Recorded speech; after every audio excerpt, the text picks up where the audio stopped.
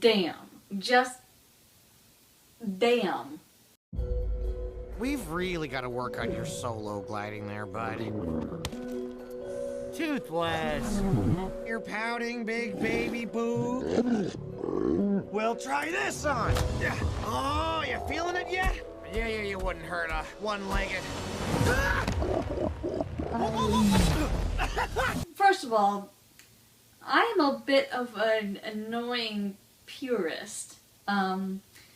Especially about the things that I really, really love. I tend to be really wary of sequels and adaptations and supplementary material that may change the way I view the original work, especially in ways that reflect, poorly on the original work. So I kind of have trouble sometimes exploring supplementary material. I know that that's just a weird quirk of mine, and not good when it comes to looking at different forms of media. But so I guess my fear going into this movie particularly was that it would feel kind of like a lame way to try to recapture the glory of the original movie. Lame could not apply less to this sequel. Wow. But first, just to throw this out here, I did go see this movie in 3D. I took my dad to go see it because he's the only other person I know who likes going to see movies in 3D. And the first movie I ever saw in 3D was the original How to Train Your Dragon, and it spoiled me for ever seeing a movie in 3D because it is still the best film I've ever seen in 3D. I just felt like it utilized it better than any movie I've ever seen. Not only with the flying sequences, because they put the camera right behind Hiccup on Toothless, so when Toothless goes into the nosedives, you're like, whoa! And but not only that, but the way they did the environment, like when Hiccup shoots down Toothless for the first time and he's exploring the forest, that forest looked like it went on forever. Like, the depth of field was amazing. I felt like you could walk just right into that world and be there. And when the Red Death exploded at the very end and all the ash was falling down, it looked like I almost thought for a minute that like dust was falling down from the ceiling because it looked so real, like you were there. And I always felt bad because my dad missed that movie in 3D, so I said, "Oh, we've got to see the sequel in 3D. You've got to see it." I won't say it was very impressive. Like, and they used it better than a lot of 3D, because I feel like a lot of 3D movies, it's just like boring shot, boring shot, boring shot. Something pops out at you, boring shot, boring shot. If you're gonna use 3D, utilize it throughout the movie. And the 3D was done in such a way that it didn't, like, there wasn't stuff like popping out at you. It just there were some really cool flying shots again, like having the camera behind Hiccup when he's flying. Other than that, it was not noticeable, but in a good way. Like, there weren't scenes jumping out at me like, oh, this was where they really wanted to show off the 3D. And I hate that, because to me it takes me out of the movie watching experience. So, and maybe, like, the 3D didn't impress me quite as much as the first one, but maybe that's just because I've, built up this grand idea of what it was like to see the first one in 3D. But it's still very good. If you like watching movies in 3D, absolutely check this one out in 3D. It's very worth it. So I mentioned before, I'm wary of, adaptations of things I really love. And How to Train Your Dragon is one of my favorite animated movies ever. Absolutely one of my favorites from DreamWorks, but just, ever. I think it's wonderful. This movie, the sequel, was an improvement on the original in many ways. And it's hard for me to say that because I love the first one so much, but if you're going to continue it, do it better. well, first of all, visually, it's so much better than the first one visually. You can see the way they've improved in their technology and their art. The effects are better. The designs are better, and you know it took me a while to get used to the older Hiccup and older Astrid.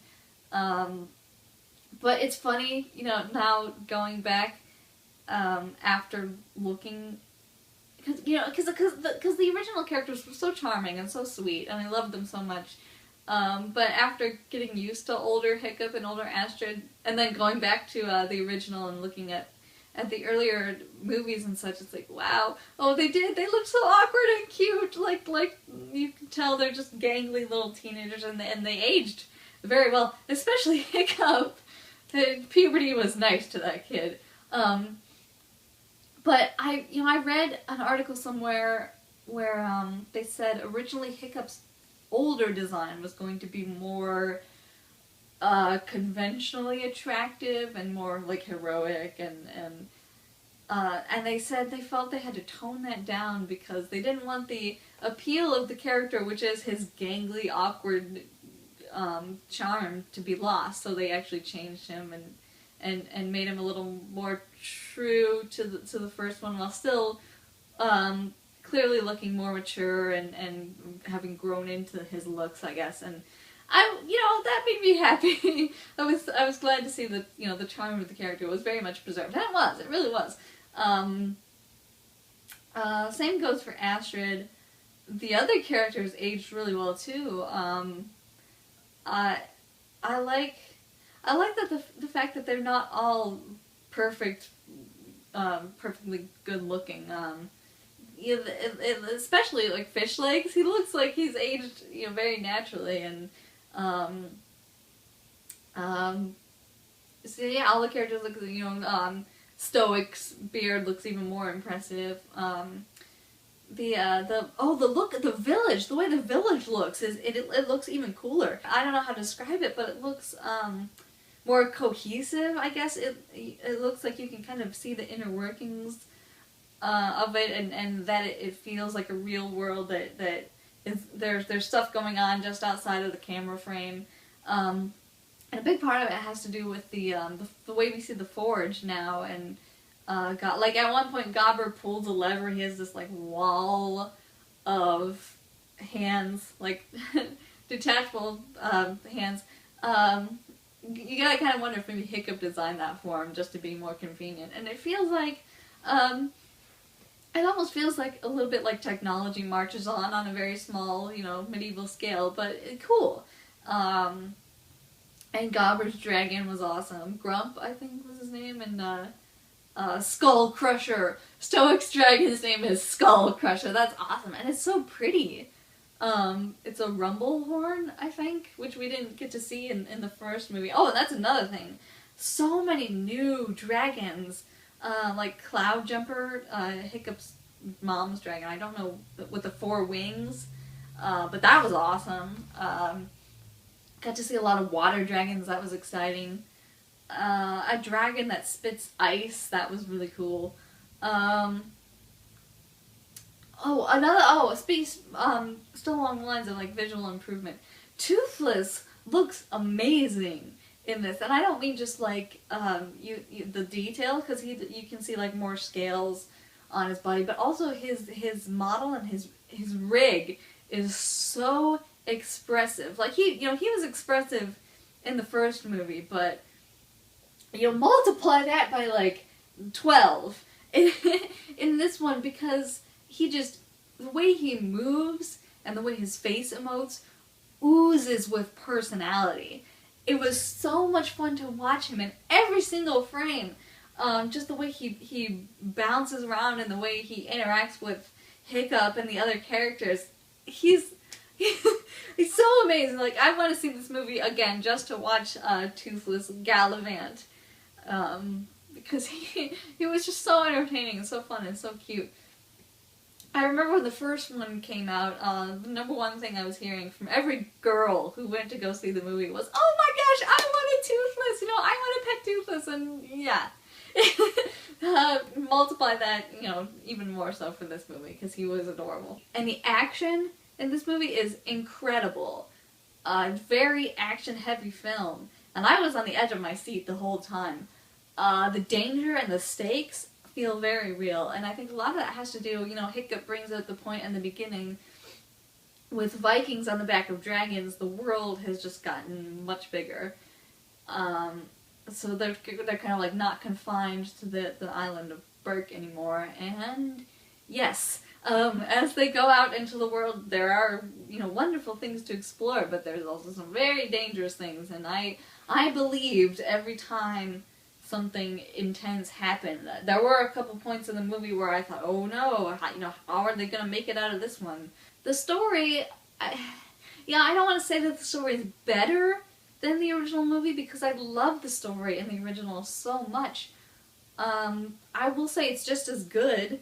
The script is tight and the story is polished. It's a different story. I think that's why it's kind of hard to compare. They didn't just try to retell the same story, which is good. So, I guess that's kind of a subjective thing. If the kind of story they told in this movie is more your thing, yeah, maybe you can say, oh, it was better. I really go in for quiet, introspective slice of life and very insular kind of storytelling. So I enjoyed the first one a lot. The second one's a little more action intense, but also some great character moments as well. So yes, in many ways, they did up the ante for this movie. A lot of things are improved, much better than the first one. I'd say, even better pacing, because the first one was a little slow at parts. It didn't bother me at all, but I know some people thought the first one moved a little too slow. There was one thing about the sequel that I think was not done as well as the first movie, or even as well as it could have been, just contained within the scope of this film. And that one thing, I can't say what it is, because it's a huge spoiler. It's probably the biggest spoiler in the whole movie. I was so upset when they put Hiccup's mom in the trailer, taking off her mask, and Mom? I was so upset. I was like, that's a huge spoiler. Why did you put that in your promotional materials? And I didn't watch a single trailer after that. And I thought, oh great, they've revealed the biggest spoiler in their trailers. Nope. So there's a thing that happens to one of the main characters fairly late in the movie, which shocked me. I didn't see it coming. I want to talk about it because I don't think it was handled very well, but I don't really know how to talk about it without spoiling it, because I can't spoil it. People who've seen the movie will know what I'm talking about. But basically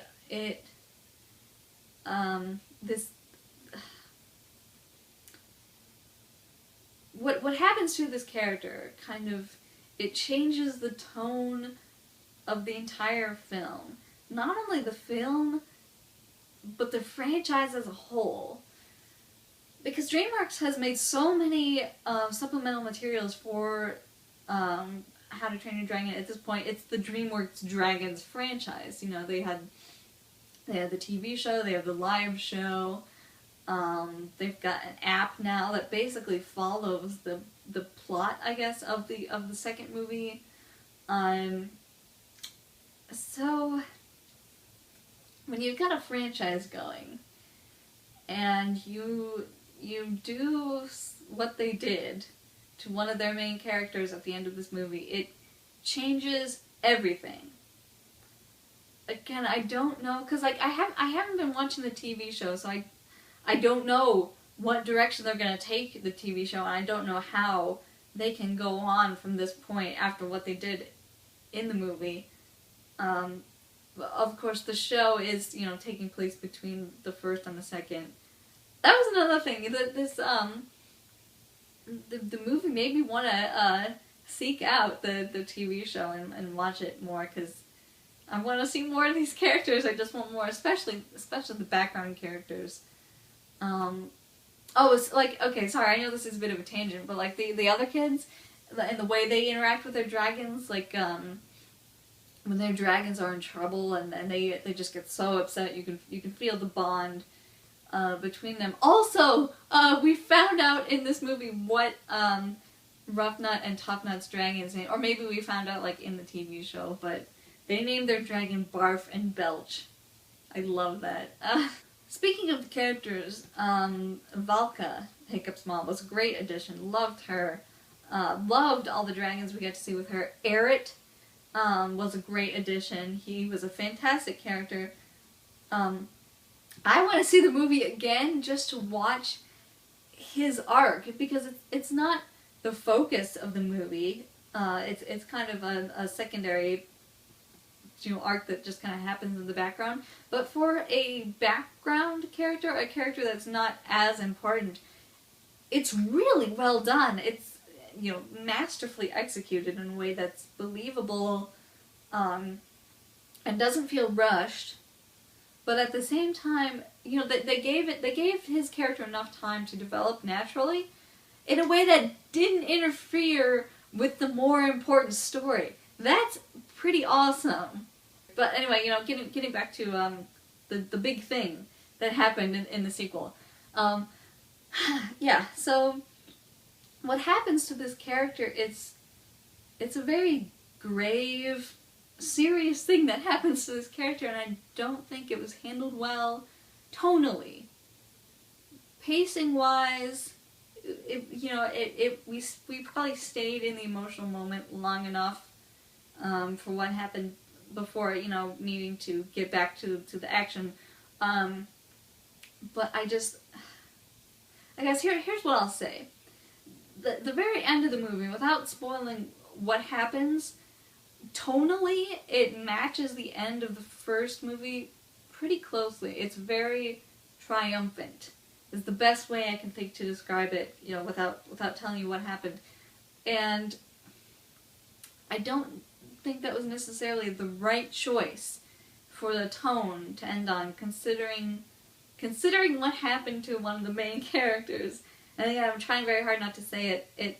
It felt wrong, because I was still even at the end very much devastated by what had happened, and I didn't like the fact that everything was happy and wrapped up. I felt like, I hate to say this, but I felt like the end could have been just a little more somber.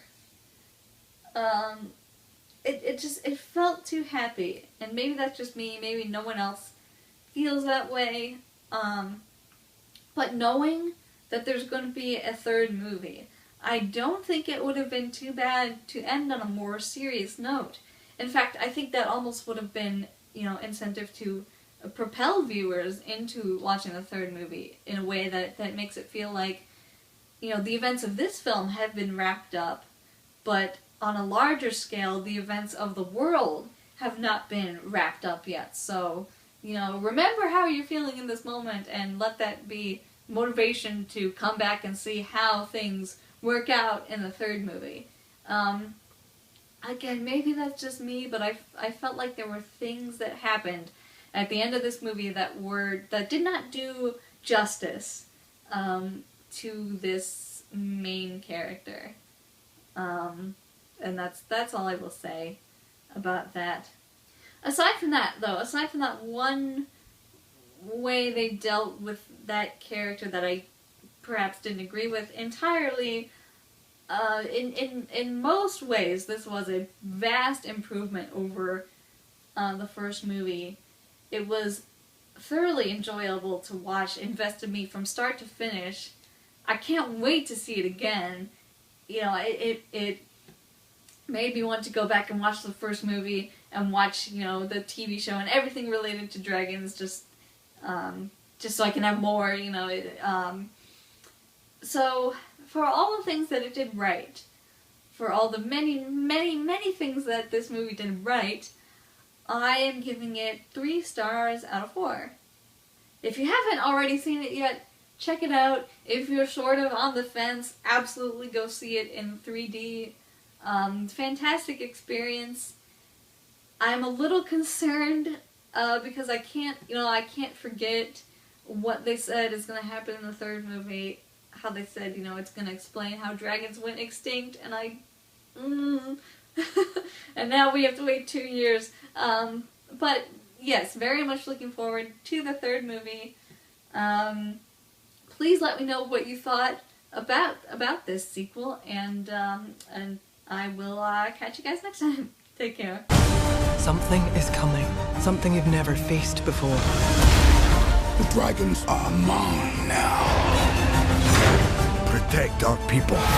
It's your destiny. What you're searching for? It's in here. Come on! This is very dangerous! Are you kidding me?